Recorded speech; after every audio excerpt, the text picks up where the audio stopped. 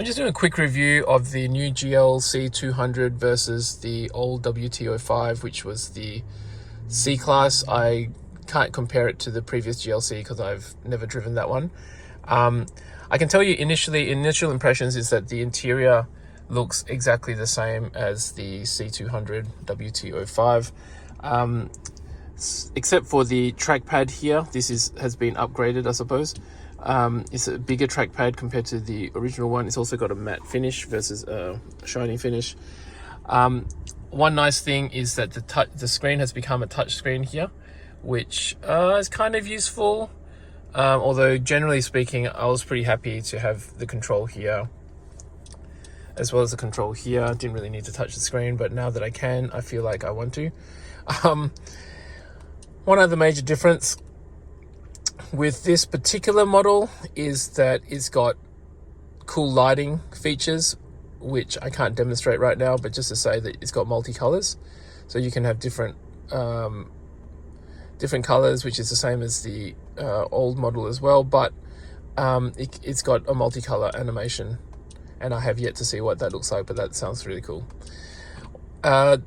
With regards to the interior, the other thing to mention is that it does have Hey Mercedes. How may I help you? What's the temperature right now? The outside temperature is 21 degrees Celsius. Okay, it actually understood me. When I was driving, I was trying to talk to Hey Mercedes. It did not understand a lot of things that I was saying. I don't think it's my accent, because Siri seems to understand me just as well.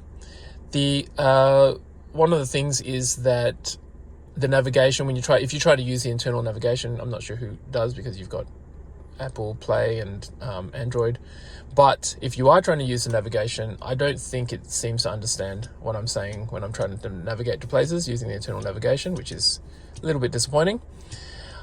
This menu system has been upgraded, so it kind of looks similar, but probably a bit better overall compared to the old system. This actually looks exactly the same, pretty much. Maybe they've got new templates. I'm not sure. I haven't had a chance to figure it out yet. But one thing that's... Oh, yeah, so it's exactly the same. It's got the progressive, classic, and sports. So it even changes that screen there. So that's kind of cool. Which is exactly the same as the old model as well. So this is not... I don't think this is the full... that MBUX system that they talk about. I don't know. It just feels very similar to the old infotainment system, so that's a bit underwhelming.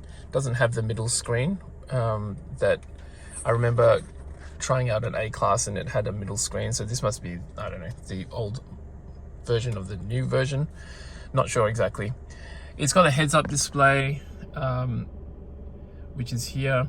And one thing that's interesting about this particular model is that they did upgrade it to have the speed on it, the sign reader, which essentially when you're driving around, it will just pick up the traffic sign and it will tell you how fast you're supposed to go, and it will show up on the heads-up display as well as here. And if you go over the limit, you can get it to beep, which is kind of useful if you don't want to get any speeding tickets. The other interesting thing is that the lane assist, which generally is an upgrade for these sorts of cars, which you have to pay for, the active lane assist is not very active compared to the Golf that I normally drive.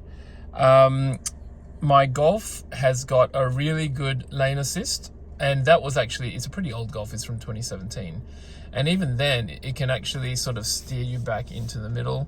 It's not as good as some of the newer ones that I've read about or seen on YouTube, but that one is actually pretty good. Whereas this one, all that happens is you accidentally go too far to the left, it will just sort of jitter, and you can't, it doesn't do anything. And you could even just sort of go off the line, and I don't know, it doesn't seem to do anything. Whereas in the Golf, if you're sort of on a curvy road and it's tracked the lines, it will actually steer the curvy road. So this is kind of disappointing, I'll be perfectly honest. This particular model also has got the camera, the 360 camera, which is, you know, like probably unnecessary, but kind of cool. So if you can see that, you can see that I can see the car next to me on the left and the car on the right. So that is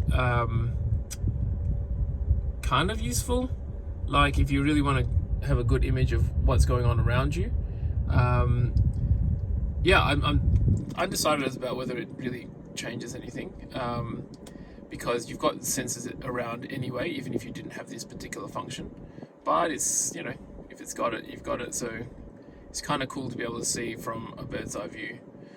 I think that's all I want to say, except just to make a mention that like I said at the beginning, the interior is essentially almost exactly the same as the W205 model.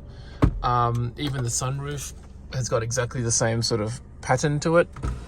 So it's got this front bit and the back bit.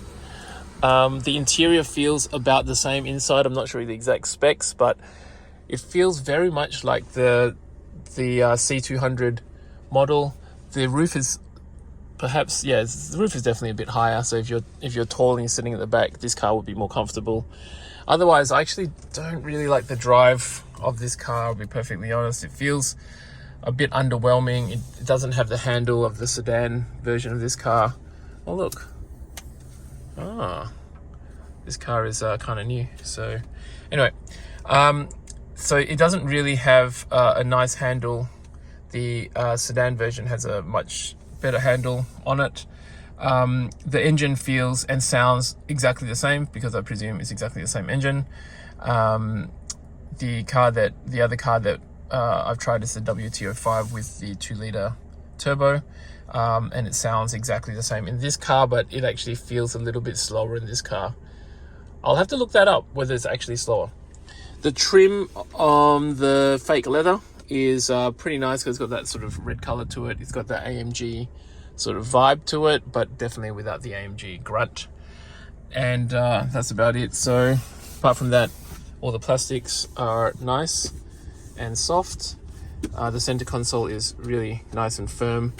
One quick thing to mention about the interior, which I do like, and this is the same with the old model too, is that this cup holder can actually come out. So sometimes you get, you just want to not have a cup holder there, and you can take that out.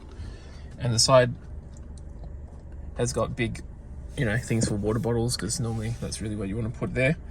Oh, look at that pedal. It's kind of looks kind of sporty, even though it's not a very sporty car.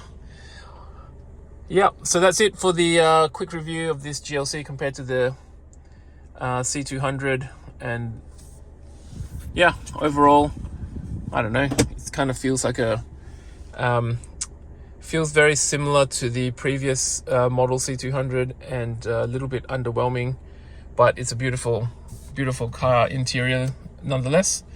And hope you enjoyed that and it's helpful for someone. Bye.